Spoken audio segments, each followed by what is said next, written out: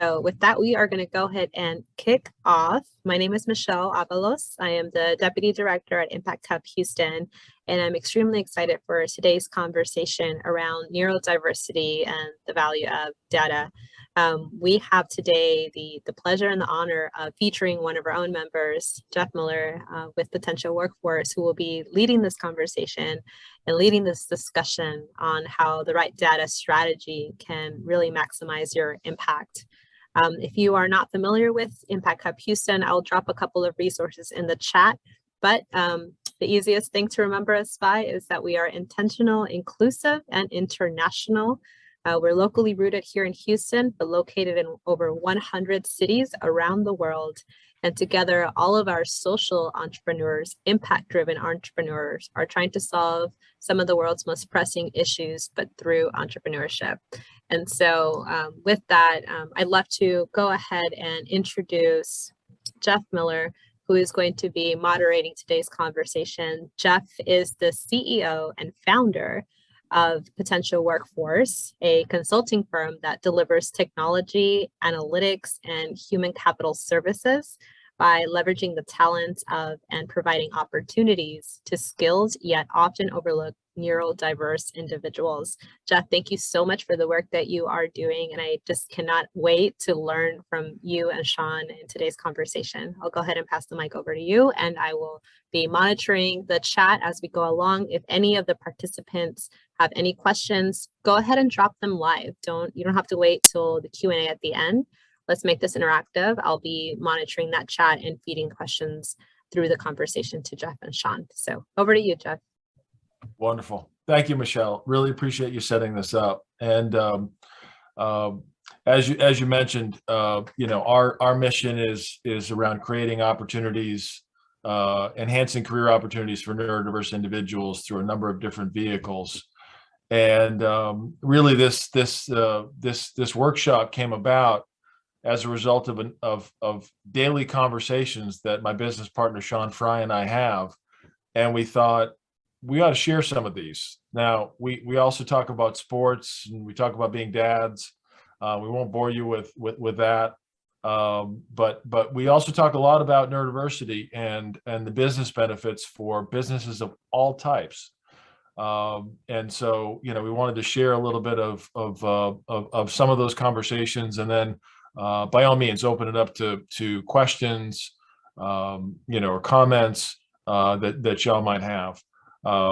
So I'm gonna take the unusual step of interviewing my business partner Shawn Fry, and kind of recreating a little bit of some of those conversations that we've had in our morning meetings, and I want to share those with you guys because they've been instructional and inspiring for me personally, and I think they can benefit businesses of all types. But as Michelle alluded to, especially. And this is something that we feel is often overlooked, how neurodiversity can benefit small and medium-sized businesses and nonprofits. So I'm just going to dive in. With me is my business partner Shawn Fry, and you're going to get to know Shawn through a series of questions that I'm going to ask. And I want to encourage you guys to add your questions to the mix as well, so that we can have a good dialogue. But Shawn, thanks for doing this, and I'm gonna just dive in here with my first question, which is, Shawn, you've had a non-traditional path to becoming a technology executive. Can you share something of your early background and how you found your way to technology? Sure. Thanks, Jeff. I think the easiest thing to start with is the fact that, I'm 57 years old today, and I grew up in an era when autism, particularly what people call high functioning autism, wasn't really a diagnosis. It didn't come about to the 80s. So growing up as a child, I suffered a lot of the same issues a lot of other autistic children face, in the fact that, I struggled socially and things like that. But there are a lot of things that, I was always good at school. I was always good at memorizing and learning things and things like that. And it just happened that along the way, I realized that, the way that I think is different, but the way that I think is high functioning. And I just happened to, I was introduced, and I think to a computer one day, and I realized, wow, this is an incredible medium, an incredible tool. And it becomes this very malleable force in the universe to actually, manage data and to answer questions that are unanswerable.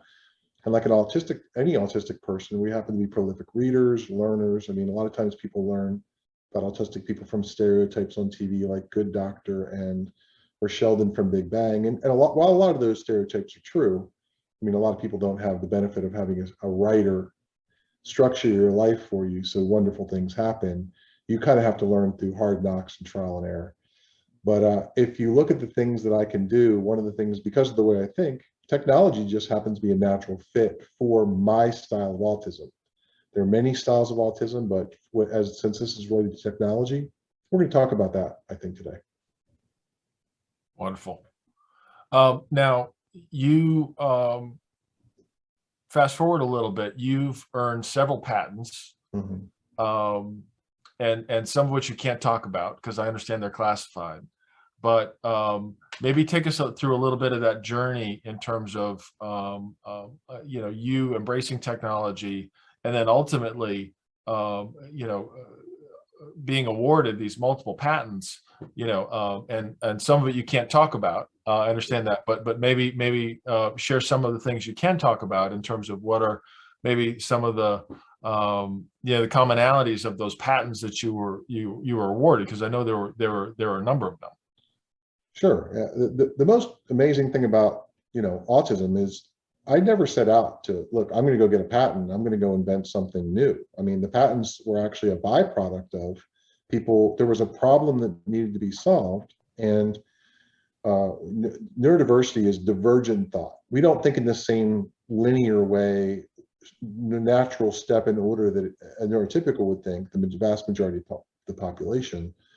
We think in a very divergent way. I always think about all the different possibilities of a successful outcome and paths to get there and choose the best path. Well, as I was working on different projects for different people, I just solved the problem. And what I realized when I explained to people how I solved the problem, there was no precedent for it. So people realized that, well, you just invented something new here. It involved anything from the way I worked for a company, a physics lab that developed protocols for Nortel and Texas Instruments and NASA. But the way that I structured data back in that day had never been invented. So when the lawyers started reviewing the new product specifications, they filed for patents, and it turned out I got a series of patents over a few years. And one project did a side project. You talk about the patents. I can't talk about. They're not technically called patents, but IBM came to me at one of the processing centers and said, "Hey, Shawn, can you? We need you. We're going to collect all this meter information, the public works meter information for the city of Chicago, the city of Austin, city of San Francisco." And they asked me, they're like, "Shawn, can you secure this data for us? Can you come up with a protocol that we can secure this data?" And this was in the very beginning. The internet wasn't even really a big thing. ISDN and was the primary way of that people communicated in. So I said, sure. I said, how secure do you want it? They said, as secure as you can make it. As an autistic person who took that quite literally, I actually created a security process that a floating point algorithm that constantly re-encrypted the data stream over and over and over again under new methodology. It was an undecipherable code. Well, I mean, I didn't know or think anything about it. So I turned in the project to IBM, and IBM went through it, and it was a work for hire project, so they owned it. But I was the author of but they said they wanted to file a patent. Okay, no problem. That's great. I mean, it's your, so I go along, and a few months later, I get this call from the regional director of IBM, and he's like, "Shawn, you need to be in our office tomorrow morning at 9 a.m. I was like, "I don't want to go to your office. I'm autistic. I don't like to drive. I don't like to fly." "Shawn, you have to come. It's required." I was like, okay. So I went down there, and when I got there, there was actually like people from the military there to one that asked me questions about how I came about inventing this. And I was like, well, they asked me if I collaborated with anyone. I was like, no, I came up with it myself. They're like, well, how did you come about this algorithm? I says, well, I own my own computer bulletin board system. Again, it was pre-internet, and I studied data protocols, and I figured out ways in which they're vulnerable, and I engineered a way that which they wouldn't be as vulnerable. And they're like, well, have you shared this with any foreign people? And I'm like, no, I didn't share it with anybody. I built it for you. They're like, well, the United States government classifies this encryption technology as a munition. I was like, munition? You mean like bomb? I might as well have built a bomb as I did encrypt this data for a very good cause. So it wasn't like I intended to do anything wrong, but it just goes to show that people with autism leave no stone unturned in the way that we go about innovating when it comes to technology. And it's a funny story now, wasn't funny then. I was quite nervous, but it all worked out. I didn't get the patent technically, but I did get the contract, and it was a really good opportunity. So when they say, how secure do you want it? And when you say how secure do you want it, and they say as secure as you can make it, be careful what you ask for. Right. To an autistic person, we take it literally. If you ask us something, we have a tendency not to understand the social nuance of, well, look, Shawn, just make it really good, or tell me, within certain constraints. It's just, I always struggle, even to this day, understanding when people say things literally, sometimes what exactly they mean by it. You did what they asked, right? That's what they asked. Yeah. Yeah. Now, you have had a couple of decades now in healthcare, but tell me about that pivot and how, because you were working for Nortel, you were doing other things that were not healthcare related at all. Tell me about that pivot and how you ultimately ended up in healthcare. Well, on the other projects, on the patents I had created, which are public domain, and you can go to patents.google.com and find all the patent information. But I was designing the way packet protocols worked, and whether we're working on satellites or trying to come up with more efficient ways of communicating data, I have patents in the way that errors are corrected, because there are very rudimentary methodologies and those types of things. And while I was in a patent hearing, securing the business aspects of it all, one of the lawyers that was in the courtroom happened to hear my testimony as to what we were working on and why it was valuable. And I didn't realize at the time, and he didn't realize at the time, but he was also autistic, and he was a truly brilliant man. I think he has like 9 degrees total. 6 of them are from prestigious universities. And he came to me after the courthouse and said, look, Shawn, I'd like you to come and meet me at my house. And we didn't live that far from each other, so I didn't mind. I was like, why? He's like, well, I want to ask you some questions. And I was like, you're very interesting in what you're working on. So I was like, okay, he seemed nice enough. I went and I met him in his driveway, and he said, listen, I happen to own 5 hospitals, and I need somebody.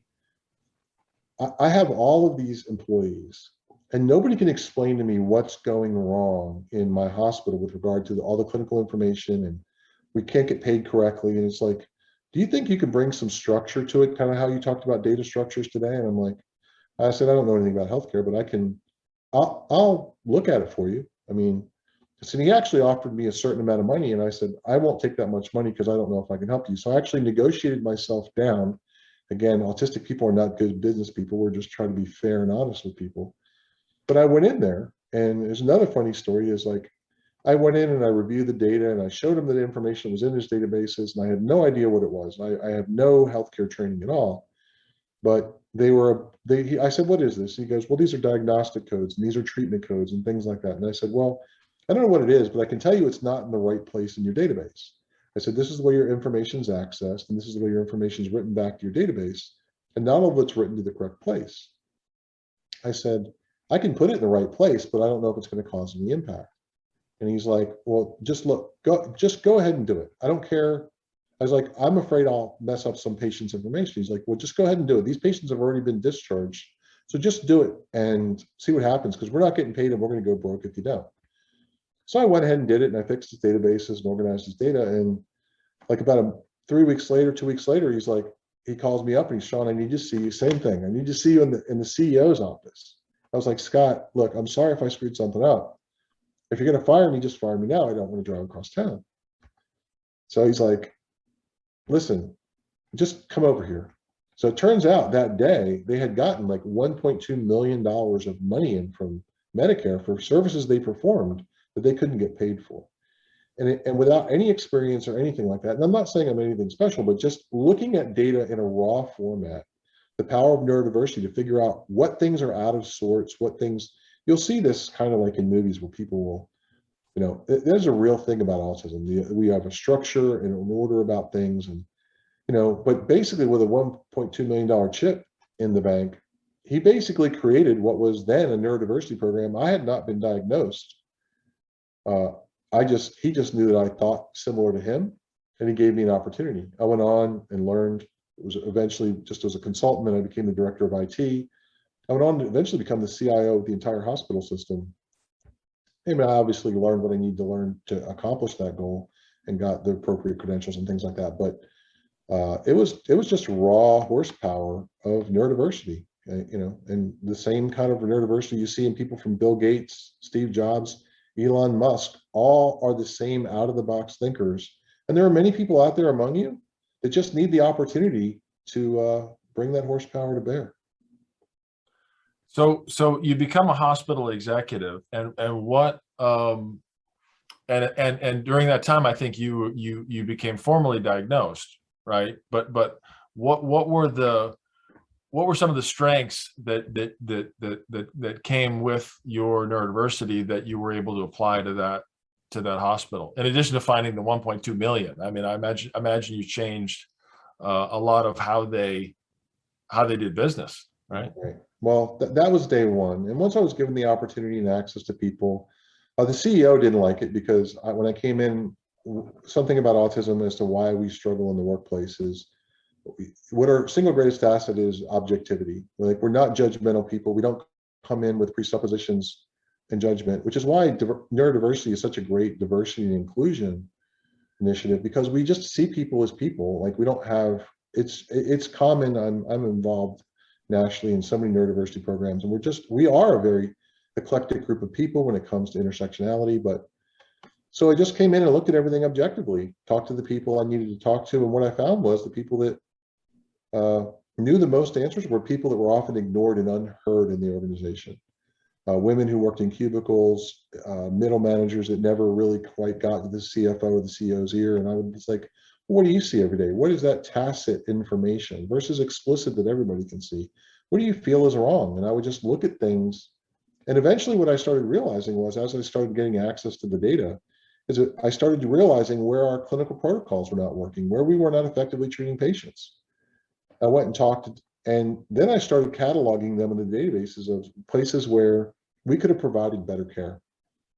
And I could find out which physician implemented which protocol and which didn't work. And I talked to the doctors that were doing well. And I started realizing that the doctors that did well implemented these risk procedures that limited the number of patient mistakes. Now, mind you, I have no clinical training. It just became operational. Well, why don't we record this and kind of figure out how it works out? And then quantitatively prove out which methods are better and which ones are worse. So as I started doing that, I had greater impact on clinical meetings. I had greater impact on revenue cycle or financial meetings. And, it just comes down to just innovation of thought. And it's not just me. It is the majority of autistic people have this power, and listening to the people who don't get heard in an organization.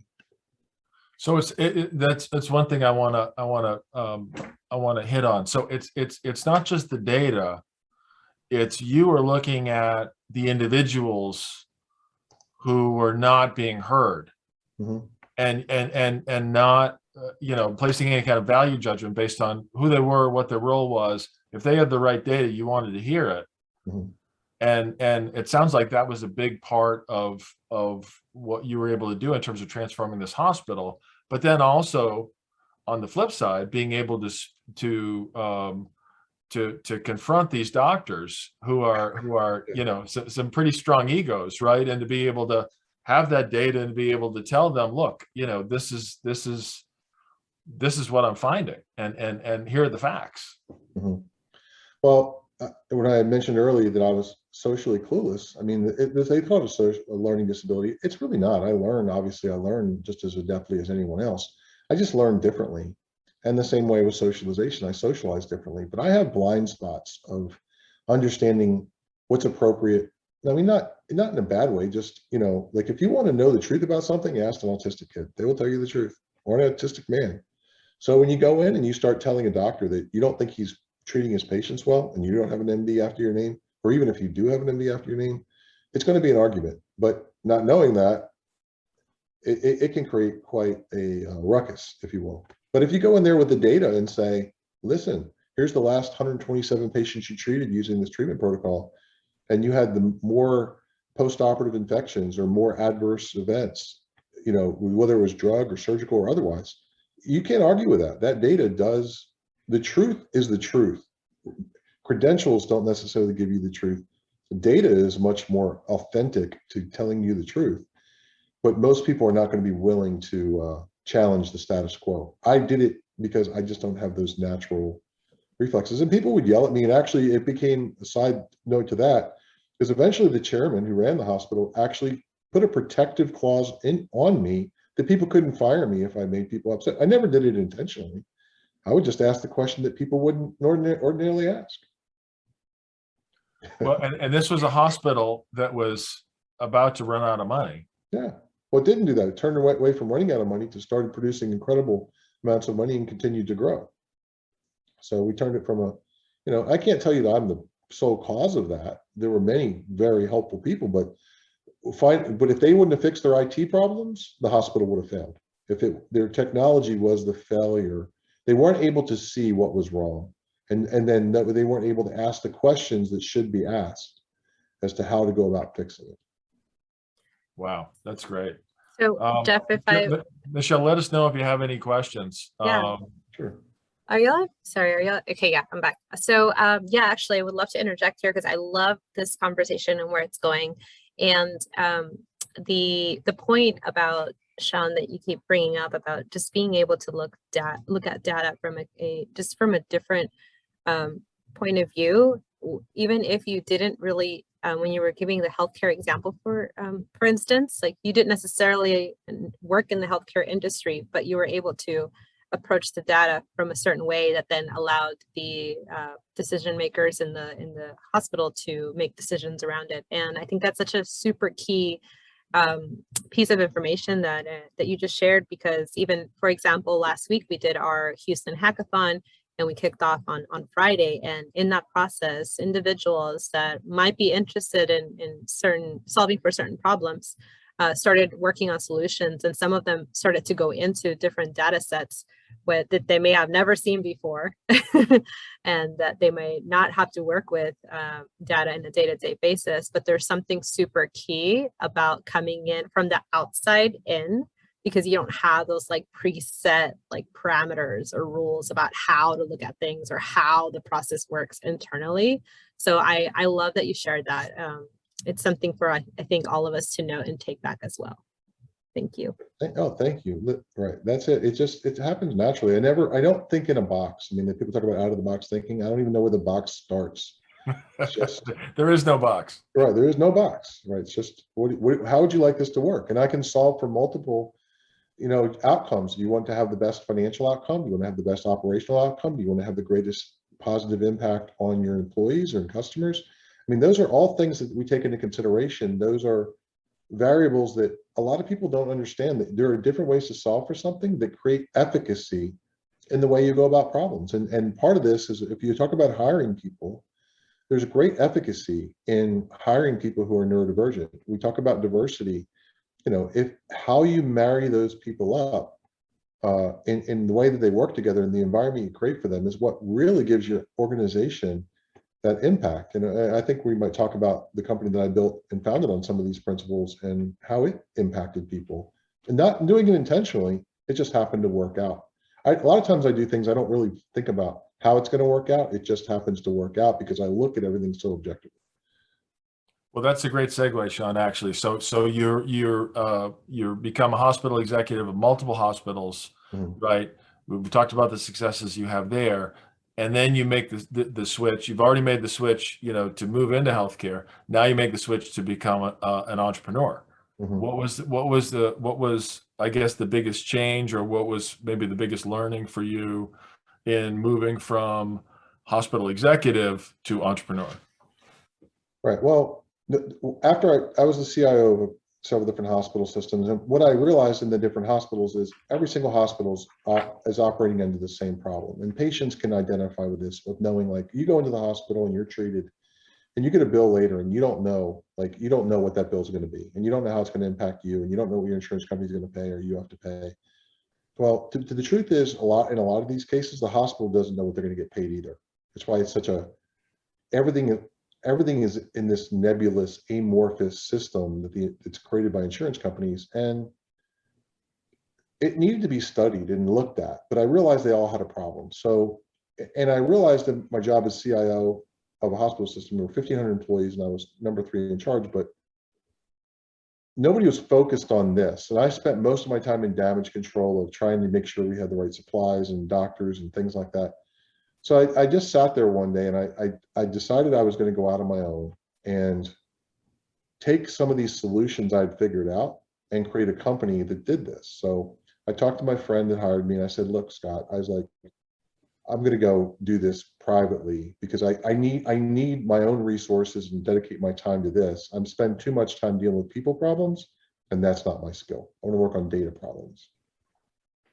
So I started this process, and I started out, I took a pretty good pay cut to start out, but within 3 months after I resigned from the hospital system, they realized that they had no idea what it is I was doing. And they came back to me as a client, and another hospital came to me as a client, and literally I never even borrowed any money, but we started doing this analysis for multiple hospitals and started changing the impact of how they make money, how they treat people. And then that became a company called Prevalent Health that I ran for about 13 years.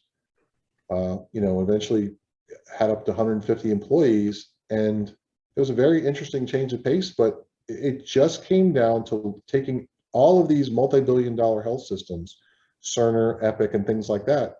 Don't really look at the data. Don't even let you look at your own data the right way.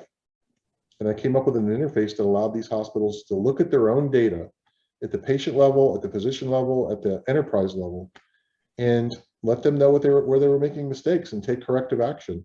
That company came on to be very prolific. It grew over 13 years, and I sold that company to private equity. And here's the interesting thing about it. After running it and scaling it to that level, when I sold the company, they came to me one day and they're like, and you have to turn over everything, bank statements, every invoice, everything. And they're like, they came back to me and they're like, hey, Shawn, you never gave us your turnover files. And I'm like, turnover files? What do you mean by that? It's like, well, where are all the people that ever quit? I was like, I don't think. I asked my staff, hey, has anybody ever quit? They're like, no. And like in 13 years, they'd not heard of a company that didn't have anybody ever quit.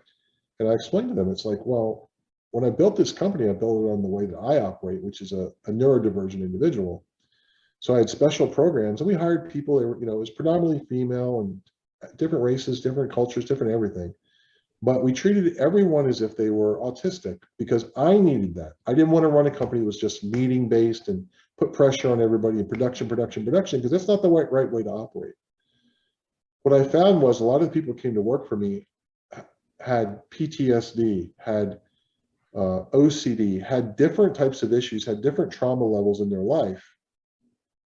And it's very similar to the way autistic people function, because the majority of people have PTSD because they've been segregated and ostracized different ways. But when you open up those doors to people, particularly people, single moms who've had a lot of trauma, and you make them feel safe in themselves, and it really comes down to what the industry calls psychological safety. It didn't matter if you were gay or female or Black or Indian or Arab. It didn't matter. What do you see and what contribution can you make? And the biggest difference we made is I rewarded people for telling me what was wrong. Can you tell me where I failed to see something, where I made a mistake? It could be socially, because I had to have that. I knew that I was vulnerable in that way.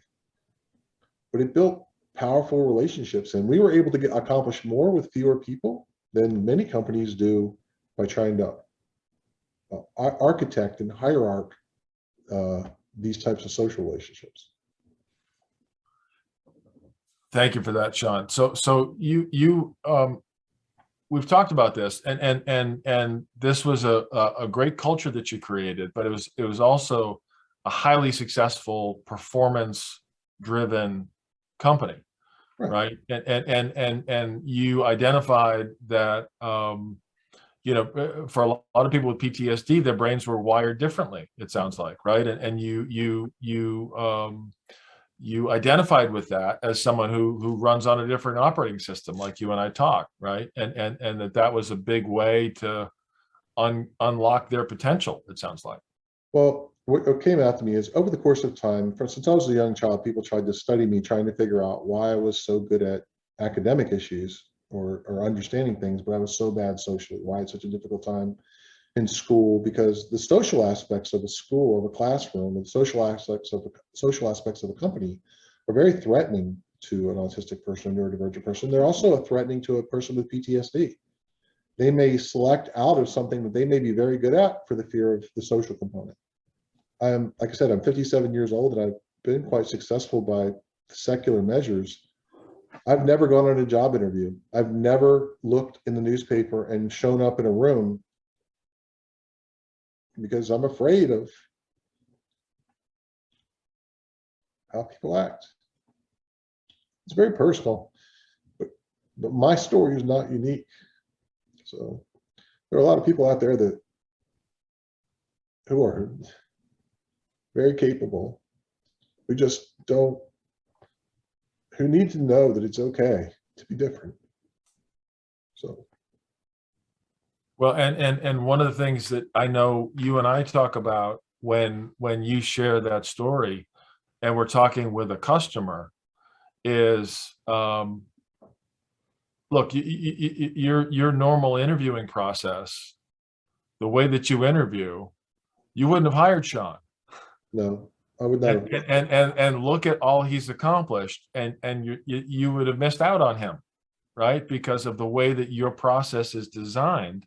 And how many other people are you missing out on because of the way your process is designed? Sure. Whether you're a big company, small company, whatever. If I went into an interview, I mean, because I would see how it would work, and people come in and you're supposed to look people in the eye. Not easy for me. It's Zoom. I can look wherever I want and nobody knows, right? So Zoom is already a cheat code that I can look wherever I want to, but it's not natural for me to make eye contact. People also, when people greet each other, I mean, neurotypicals just do this, they wave. I don't understand why that gesture? It's arbitrary. Yeah, or how are you? I don't know. Do you really want to know that question? I mean, what would be, I mean, the whole nature of it is how you answer questions that are more of a social function and much less of a capability. I mean, if you want me to prove myself in a job interview, ask me a math question, ask me a logic question, ask me if I can recall something about something obscure and demonstrate my ability to retain and process information. It's a much more equitable demonstration of what we're capable of, and all humans have that, not just autistic. I mean, I think the entire job interview process is antiquated and needs to be there needs to be great innovation in how people are hired. Right. Versus like, you walk in and tell me about yourself. Well, what does that mean? Like, how much do you want me to tell you? I could give you, I could give you 30 minutes, or I could give you 2 sentences, right? It's not set up for really for anybody in terms of predicting how someone's going to be in terms of a great employee in that organization. Sure. It's very hard for them to get in the door. Once we're in the door, we have a tendency to perform. We may not be the most like people. Like, I would not eat lunch with people at the hospital. I would always eat either by myself or things like that. So a lot of the ways in which you socially network and improve your social capital, your corporate capital aren't natural. But I mean, for me, it was always the data, the performance. I came up with my own metrics to measure my performance. Now, a lot of people are not going to do that. I just happen to be ambitious in that way. And I wanted to show people, hey, listen, I want to prove to you, I really took the health of people as a personal mission because I cared about it deeply. And here's the metrics that you should use. Actually, that is ultimately what happened. We developed our own metrics, and that became my company. Well, and one of the things you've taught me is a couple of things, right? Is keep the main thing, right? Is the fact that you don't want to go to a holiday party the main thing? Or is it that you're a brilliant data scientist? Like what are we prioritizing here? Sure. Right. I don't want to go to a holiday party. No, I know. I know. And that's okay. Right. And that's not the main thing. Right. You need to be in an environment, and every employee, neurodiverse or not, right, needs to be in an environment where they can thrive and be their best and play to their strengths. And these areas of challenge need to be, supported or just not even focused on. It's not the main thing. Right. Well, I mean, I'm a person that's on the backside of this who's had some success, and I mean a lot of success depending on the way you look at it. Imagine people on the front side of this who know that they're capable, but they don't know how to jump in. They don't know how to get invited to the party to prove who they are and what they're capable of. And my daughter, who's also autistic, she's the opposite of me. She's creative. You know, she's an artist and creates all these intricate things that are very sophisticated. And she's already recognized. She never did an art project before. She just, you know, worked on it. She took third in state. She didn't go. She didn't go to any of the competitions. But she just dove in and found her passion. Yeah. That's awesome. If she had to go and present socially, she would have failed. She wouldn't do it. Right. So we talk about, I love this impact hub thing because it's about impact. It's not just technology, it's just innovation. It's letting other people who are different and diverse have a voice and see their impact. And it's just a lot of it's missed based on the fact that we are so neurotypical thought process is based on conformity. We preset metrics of how we should expect things to be, and then we measure them based on that. And I'm just saying we need to blow up those metrics and find out who really can succeed and what attributes they have that allow them to be successful. So that's a great segue. So when you and I got together, because you're so technically proficient, I thought, you know, that your title and who cares about titles, right? But I think it's instructive in this case, right? I thought your title should be chief information officer, right? For Potentia. And you said, no, it should be chief innovation officer, which I love. But tell me your thought process behind that and why you felt like that was the better way to go. Well, I've been the chief information officer before, and I think that those guys are people that have a bunch of vendors and they have a bunch of data and they manage your information systems. And I could do that in my sleep. It's just happened to be, you have to be able to do that. But that's not why you want to hire me. That's not why people want to engage with me. What my value is finding new ways to solve old problems and managing your HP infrastructure, your Dell infrastructure, or your Microsoft platform or whatever. I do that. But what you want is me to take technology, which is simply a tool, whether it's a hammer or a screwdriver or whatever, use that technology in a way it's going to change the way your business operates. I mean, part of my responsibilities in the hospital was I was part of the marketing department. I was part of the IT department. I was part of the clinical information department. I mean, you just took those same tools and you used technology and leveraged it in new ways to change the face of the company. And I was responsible for everything from patient acquisition to how we got compensated for each patient as they left the hospital, and helping the patients get better care.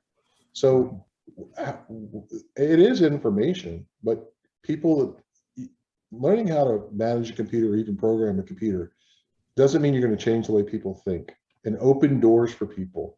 And I can tell you right now, a lot of the success I had, and let me say this, comes from a lot of the unsung heroes that work in the organizations that nobody would listen to. They're the ones that had the answers, and that by not following that typical social hierarchy of listening to people, that is where I got the information I needed as to what needed to be changed. It wasn't always my idea. It was talking to people, no matter their station, and giving them the opportunity to be heard, and then giving them credit for what they'd done, not taking credit for myself. I made sure everybody knew, hey, this was Irania's idea. We need to listen to her. Yep. No, absolutely. And it doesn't matter. Like we said, you know, I thought your choice of title was instructive, but what you're also reminding us is that titles, you know, don't mean a lot, right? I mean, and that Irina in this case, whoever's got the right idea, right, needs to be that's the culture that you create, right, where people are able to bubble up those ideas and feel safe to do that, right? And that's how you create an organization of innovators, it sounds like. That's exactly right. And she was a person who never spoke up before, but once she spoke up once, she became a loud voice in those rooms, and she knew that she was protected. And she, from that point forward, really knew what was going on. And she was, and it just goes to show doesn't open the door to one person, it opens the door to other people. And, you know, of the baby female, that she was Black, and all these other things that she was never heard, because like nobody wants to listen to her. I mean, she was a former bariatric patient. She was overweight, things like that. And they're like, well, what does she know? You know what she knows? She looks at every doctor's medical records every day, and she has to fix them. So she knew more what was going on in the hospital than the people that were. I mean, I'm not saying, I don't ever want to discount the doctors, because they're the frontline people. I have all the respect in the world for them and things like that. But the people that work in the back doesn't mean they're not as valuable, and their contribution can't be as meaningful to saving a life. Irina knew a hell of a lot. Yeah.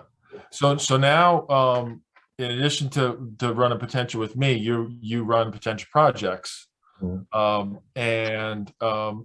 deal with a variety of different types of businesses, different industries, for-profit, nonprofit. Talk a little bit about your role there, how you engage with those folks, how you provide maximum value to them. Well, I mean, you talk about how it's really about consulting. I mean, if you sat down and met with us, we would sit down and look at what you're looking at right now, what your pain points are, and coming up with a strategy. That's probably the most valuable part about it. I mean, a lot of people want to sell you technology services or software development, but if you don't know what to build, what to solve for, you want to reduce your cost through your supply chain. You want to grow without necessarily increasing your labor costs exponentially. Do you want to streamline your product base to figure out things out? Like, a big part of what we do is figuring out what to solve for, measure where you are so we know exactly, establish a baseline, and then incrementally show benefit over the course of time. There's a lot of things that go along with that are applicable to any industry. I mean, I've worked in telecommunications, healthcare, legal. You know, there's so many industries I've worked in now, because the math is the same to me. It doesn't matter. It's just, you have to explain to me what, from a business process standpoint, what you want to accomplish. Well, one of the things that I love too, and then I want to get to questions from the group, but one of your approaches that I know has been really effective is talking to executives who are running these small to medium-sized businesses or these nonprofits, and saying, give me your biggest problem, right? What's keeping you up at night? Yeah, that's right. That's like my signature move that I just, because how would I ever explain to people without being overly prideful or anything, but if you ask me a hard question, like legitimately, and I can give you some framework around that question instantaneously, it should speak to, because I wouldn't know how to job interview.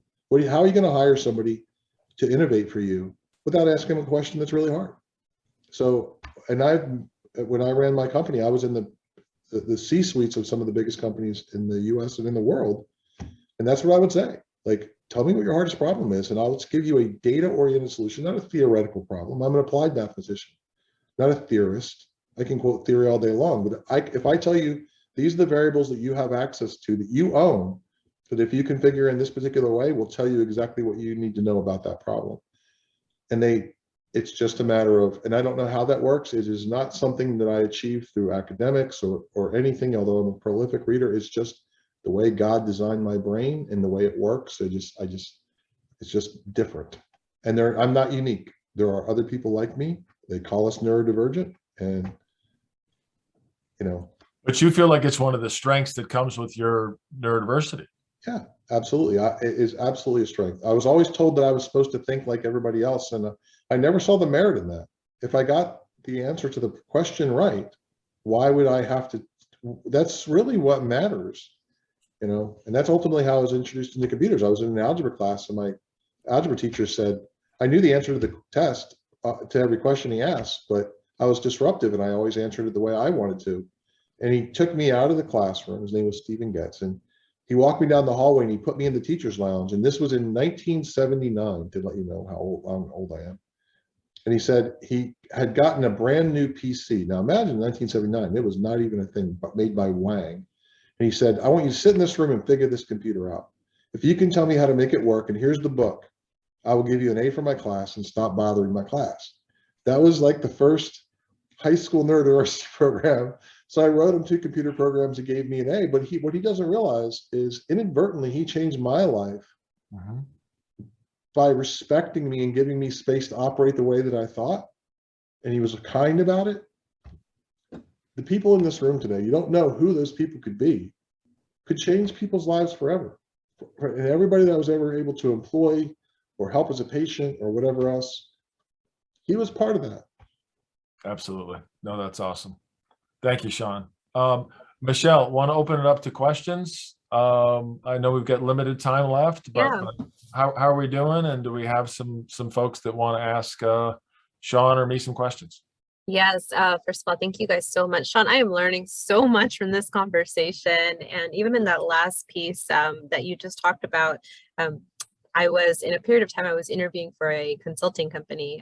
I used to work at a consulting company out of college, but I was interviewing for the big consulting companies, as they call them. And I remember that the whole interview process is all around case studies. And I found resources where they would train you on how to answer. And they had this is the way that you respond to this. And I remember thinking, I'm like, but it never stuck.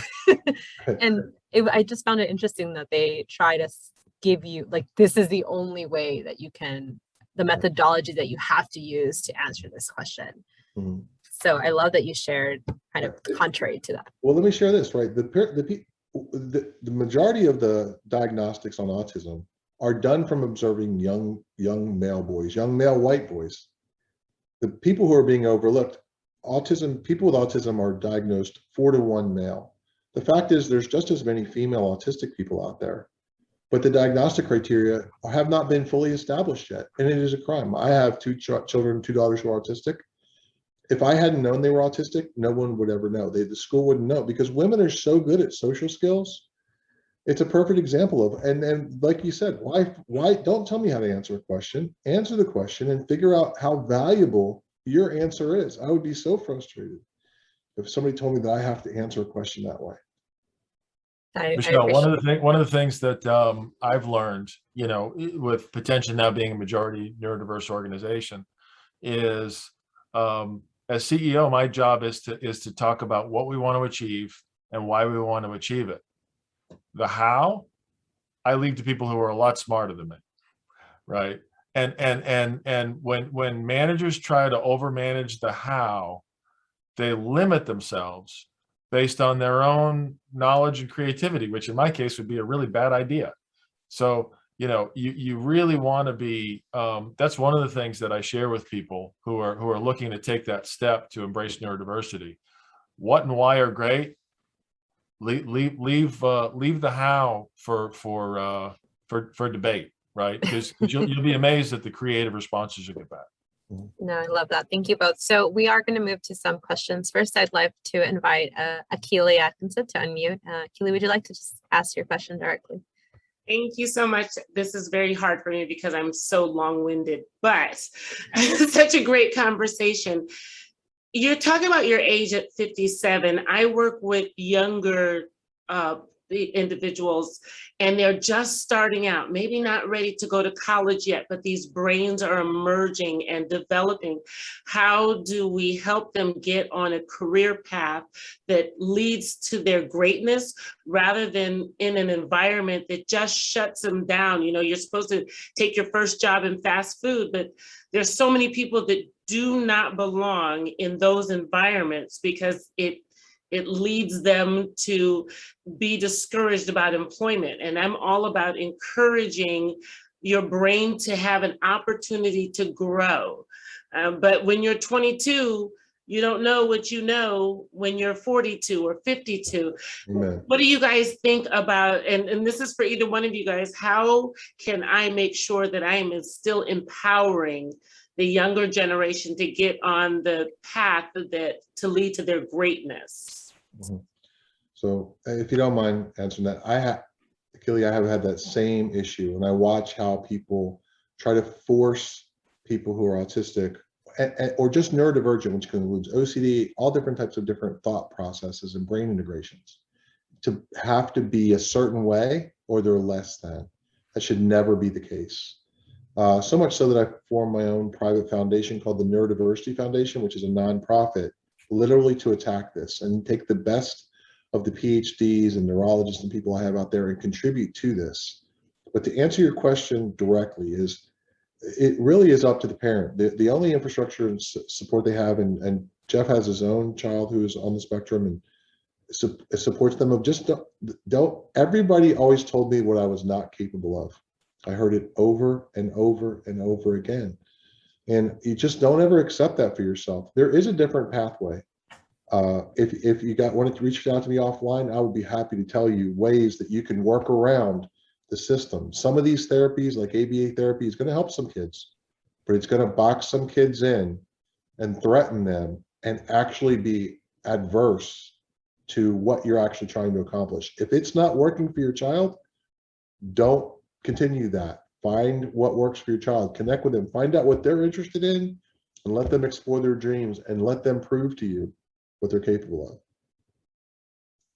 I love that. Thank you so much. Thank you. One little side story on that note. When I was 17 years old and I wanted to go to college and learn how to use computers, right after that, in 1979, when I learned how to use a computer and then computers weren't very commonplace, I mentioned to my family that I wanted to go to college and learn how to use computers.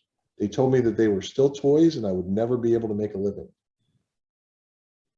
Parents, you can't always judge the future on where we are right now today. Tomorrow is about virtual reality and cyber currencies and artificial intelligence. These kids today, let them develop the future. They will change the course of history.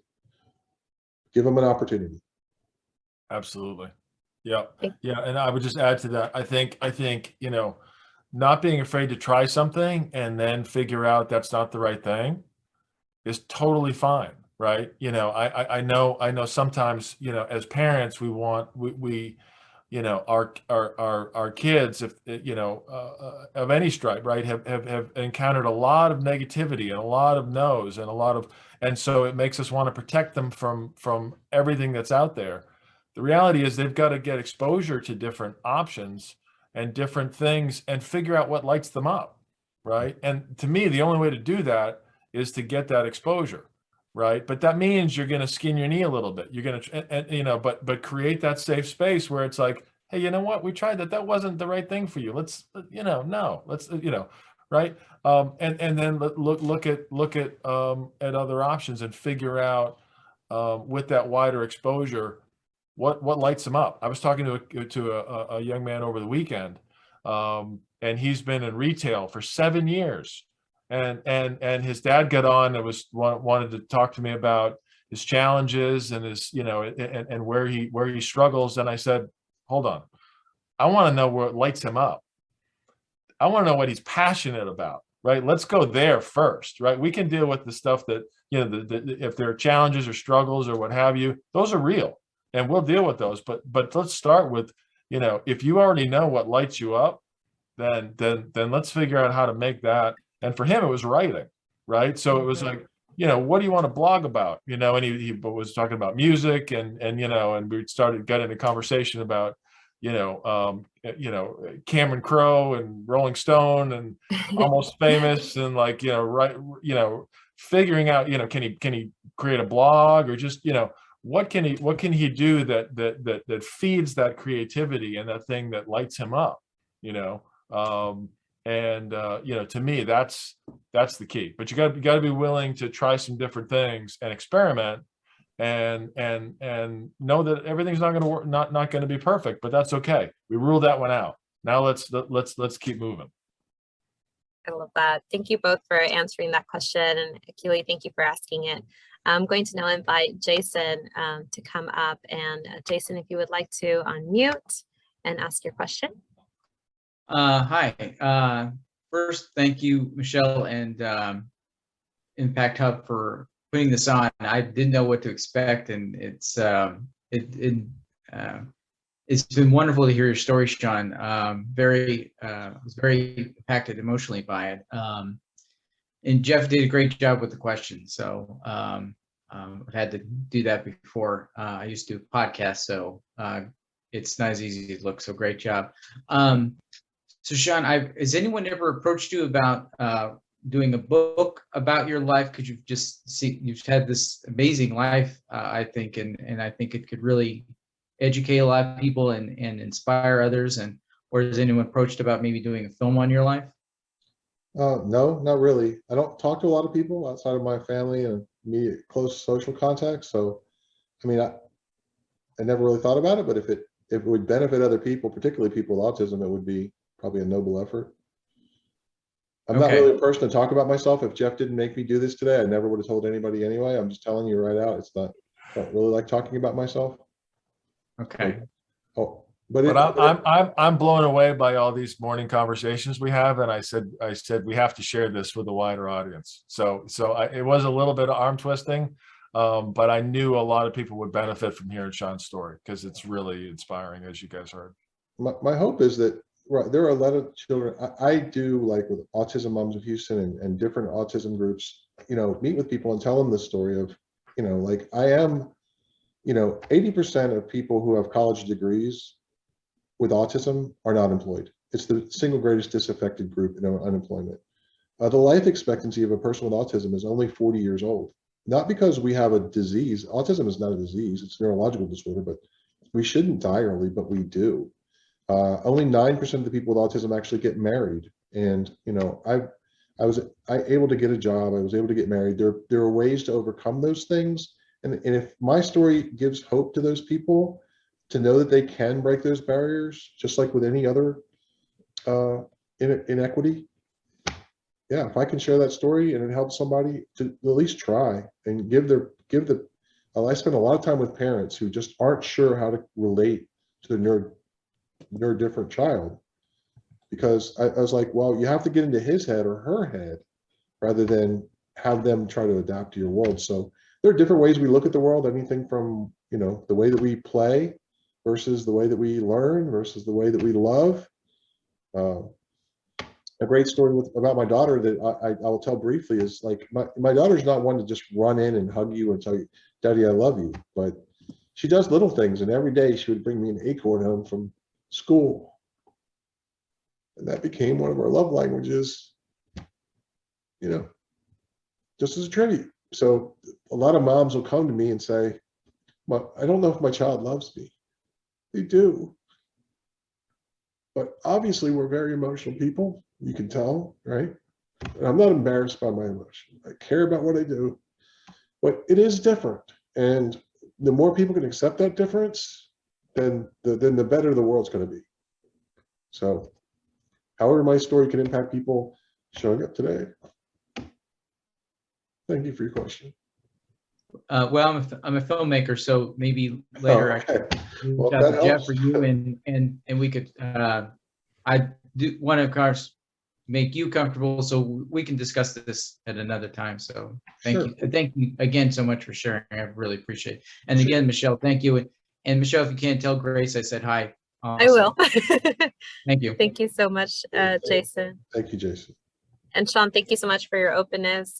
With that, we're actually out of time for questions. However, I did drop a link in the chat to the HOUimpact.com platform. It's a free online community for anybody to join in Houston, talk about anything impact related. So feel free to go on there, make a profile, and continue this conversation, please.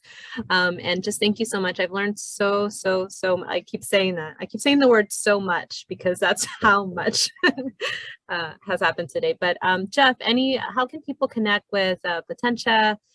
What are some next steps for anyone that wants to connect or get involved? Yeah, I don't want to be conscious of time, but I just dropped info@potentiaworkforce.com. It's in the chat. Anybody has any questions, anything that you anything we can do to help support the community.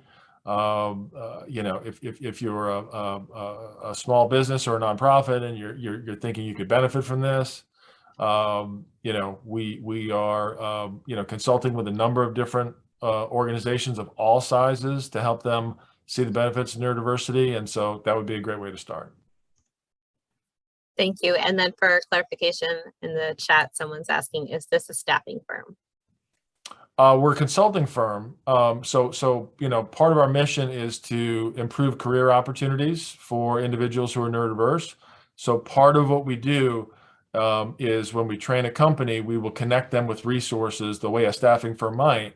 It's part of a broader program, but yeah, we focus on the company first and try and move them into an ND fluent space where they're receptive to hiring and they know how to do it, right? And know how to create a supportive environment, because that's really critical. And then once we do that, then we want to help facilitate as many employment opportunities as we can. So it's a broader offering, but it certainly includes employment as a big part of it, because we want to see folks thrive and be independent, including financially independent. Wonderful. Thank you so much for clarifying, and thank you everybody for joining. If you guys do have any follow-up questions, please let us know. Feel free to comment if you are watching this on Facebook in the chat, or if you'll be watching the